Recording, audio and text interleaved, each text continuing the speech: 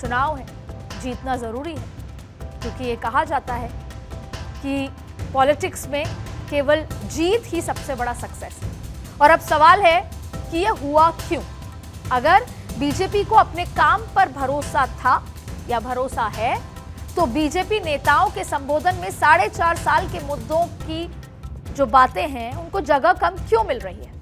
Social media पर वो मुद्दे क्यों ट्रेंड करते हैं जिनका वास्तव में हमसे या आपसे कोई खास लेना देना नहीं है? इसके पीछे कई कारण हो सकते हैं, तो उन कारणों को टटोल लेते हैं कि आखिर ऐसी वजह क्या है। पहला कारण, विकास और काम का नारा बीजेपी के लिए पुराना हो चुका है, या यूं कि जनता बाय डिफॉल्ट ही एक्सपेक्ट करती है कि बीजेपी है तो काम तो करेगी ही, इसलिए बहुत ज्यादा उत्साहित नहीं होती उन बातों से।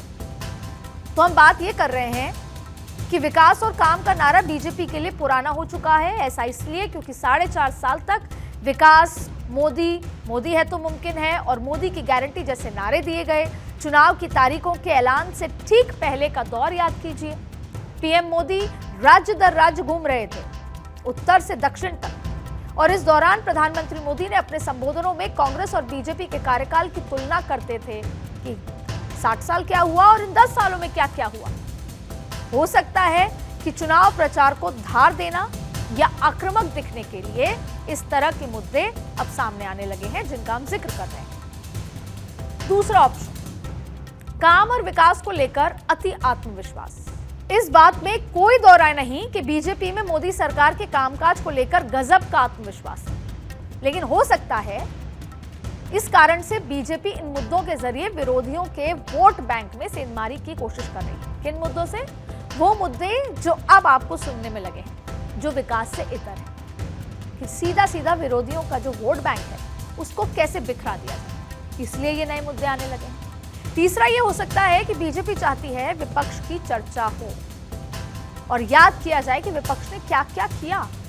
दरअसल चुनाव में आपका विरोधी जितना कमजोर होता है, जाहिर तौर पे आप उतने ही अधिक ताकतवर नजर आते हैं। तो हो सकता है कि बीजेपी के रणनीतिकार भी इंडिया और कांग्रेस की चर्चा चाहते हों। अब बीजेपी ने पिछले 10 साल में कांग्रेस पर विकास और काम को लेकर कई हमले किए।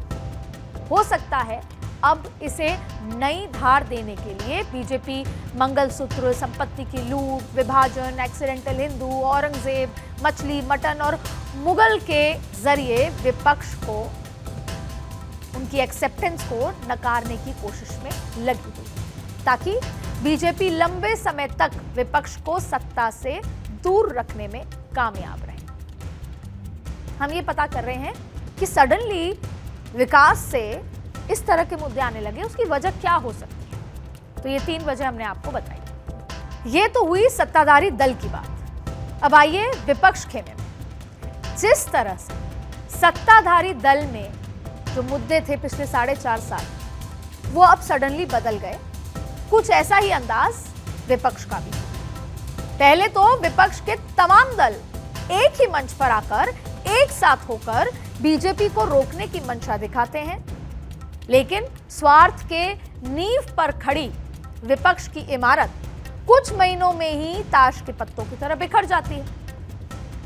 पूरी बात आपको पता है, नीतीश कुमार का यहां जिक्र हो रहा है और भी तमाम मुद्दों का जिक्र है। जितने नए नए मुद्दों के जिन बीजेपी के चिराग से बाहर आ रहे हैं, कांग्रेस और विपक्षी दलों का चिराग भी उतना ही एक से बढ़कर एक मुद्दों का जिन बाहर निकाल रहा है।